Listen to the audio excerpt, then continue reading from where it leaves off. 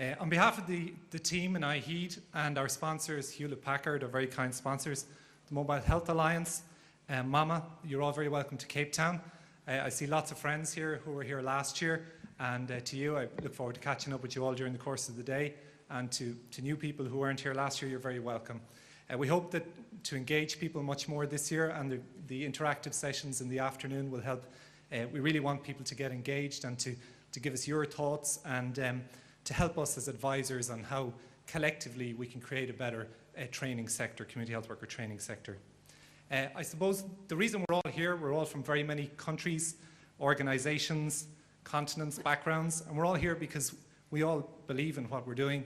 1 billion people, it's hard to believe, 1,000 million, I think the animation captures it very well, have no access to any healthcare services, and this is extraordinary in this present time.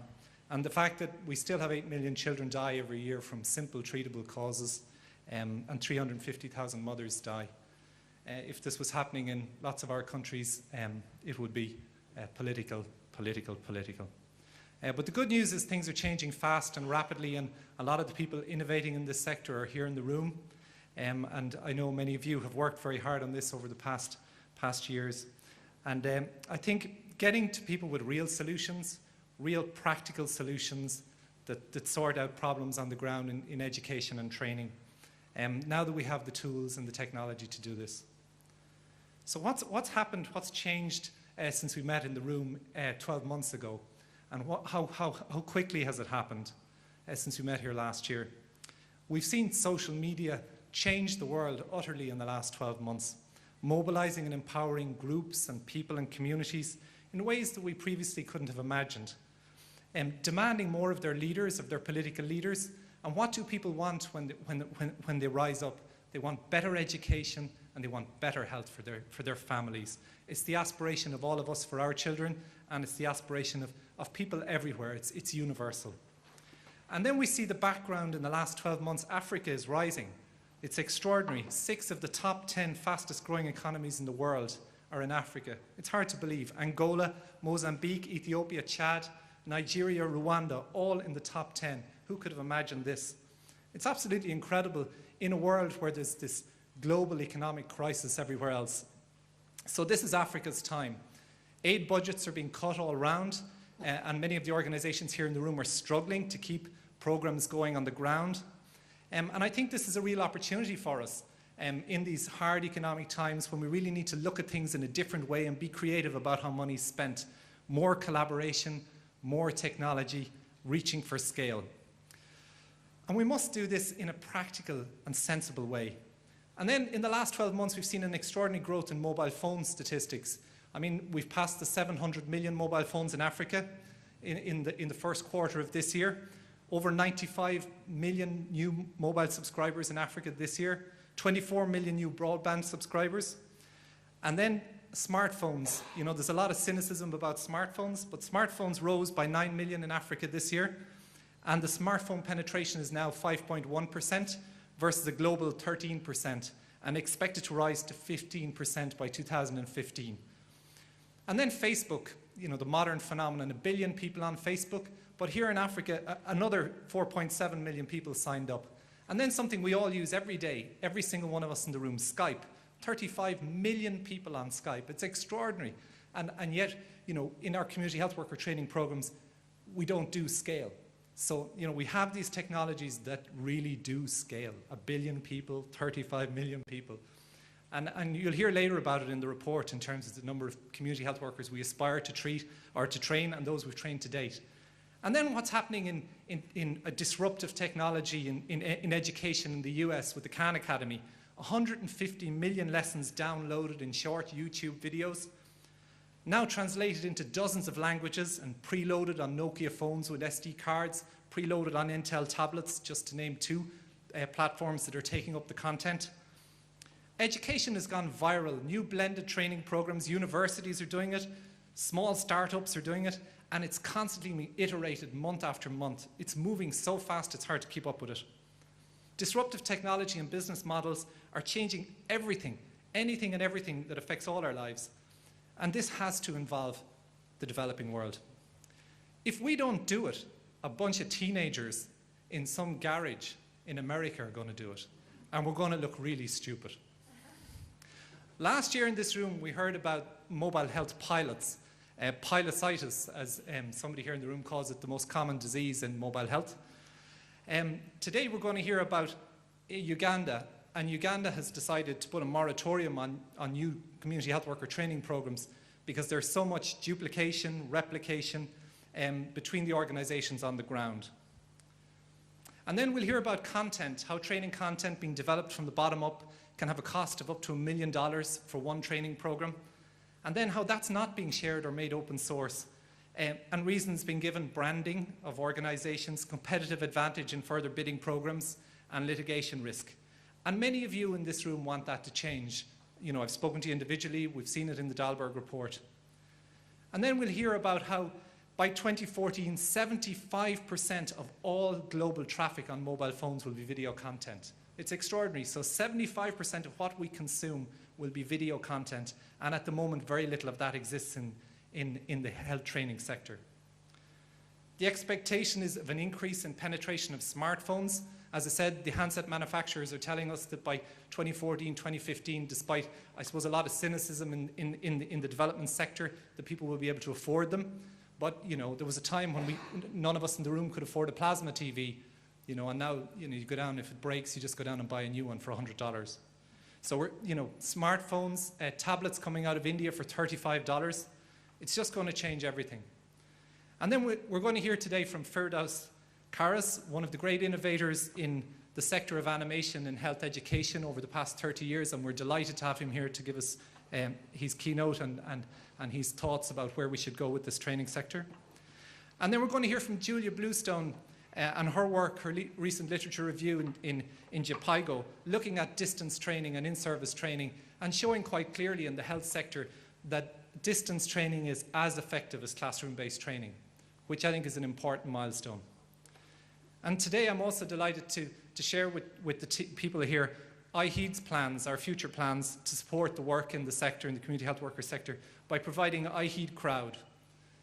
iheed Crowd is a new crowdsourcing platform enrolling 3 monthly competitions for global digital designers to help create community health worker training content and health education content quickly, cheaply, and in the most creative ways that the global digital designers can help us to match the specific needs of NGOs and ministries in the field. By matching the needs of the ministries and the NGOs with the creativity of 100,000 digital designers across the globe to help us create this content to your specific needs. We will ask NGOs and ministries to help us define those local needs, and we're going to have some of that in the breakouts today. You know, what are the specific game changers in terms of content that if we had it in this kind of new formats in animation that would really make a difference in specific train-to-task content. We'll ask the NGOs and ministries to help us design the storyboards, the scripts for designers, and then we will share them over our digital platform with designers all over the world. We have funding in place for competitions from big global consumer brands and the pharma sector to sponsor these competitions and awards. And iheed Crowd will host these competitions and engage the designers and ask you, the end users, to judge, to help us judge those competitions and to quality assure the content from a health point of view. And some of the people in the room here are part of that expert group, and we look forward to expanding that further. The beauty of this model is it can respond to this sector's needs in creating new content. It replicates what's been done in the digital advertising space very successfully and has turned the traditional model of content generation absolutely on its head in terms of cost structures.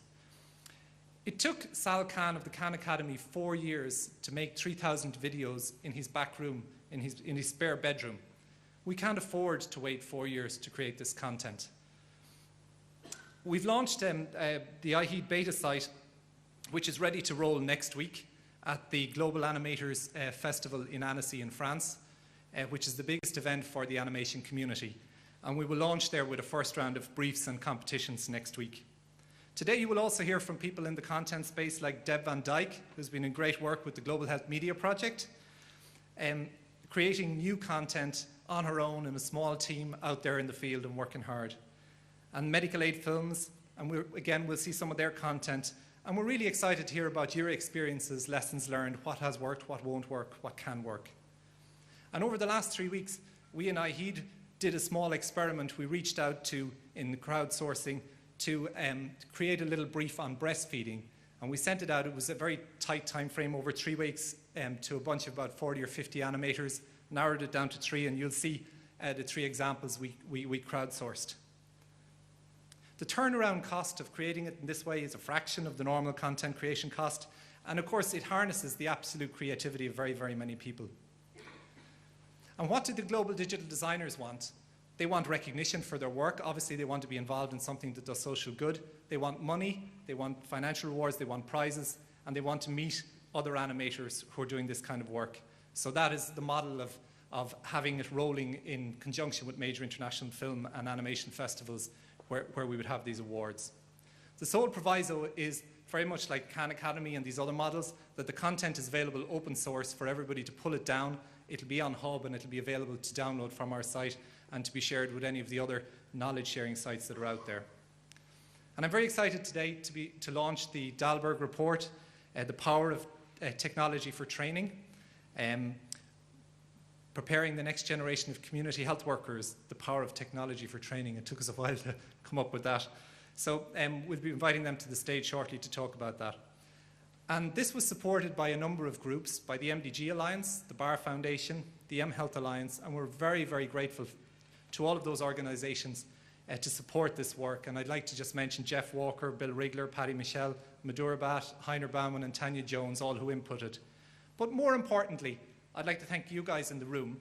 You know, you're all from the organizations that helped shape this report, and we're very grateful for the people who inputted to it in the interviews, also to people who were involved in the reading through the document, the various drafts, and then peer reviewing the content before it was released.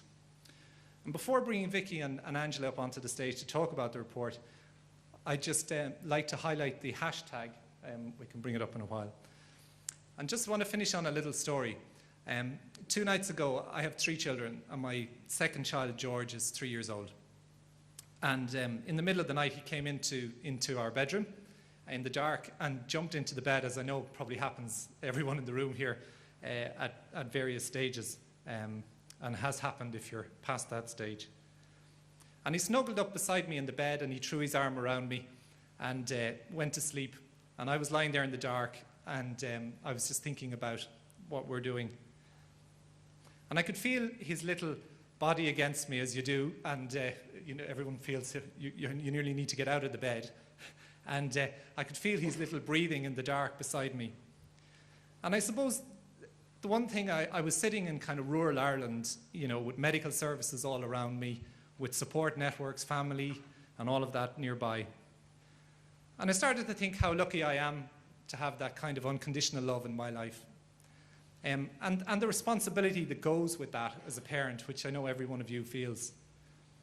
And how vulnerable you know your children are, and how dependent they are on you to be there for them. And then I thought about all the people out there, you know, across sub-Saharan Africa and beyond, and who face this struggle on their own every day. And the people who have the pain of having had that love, having had a child and had that child die in their arms. And to have that taken away from you and feeling completely, utterly powerless to do anything about it or have any ability to influence it happening. And I thought of the little sunken eyes, and all of you guys know what I'm talking about, the helpless eyes you see in a gravely ill child when you're out in a rural clinic or in the field. And that stare that haunts you and that, I suppose, gets burned into your memory forever. I think that's what motivates everybody here in the room, never to see that stare again, or to be part of a movement that endeavours to make sure that we don't ever have to see that stare. Thank you.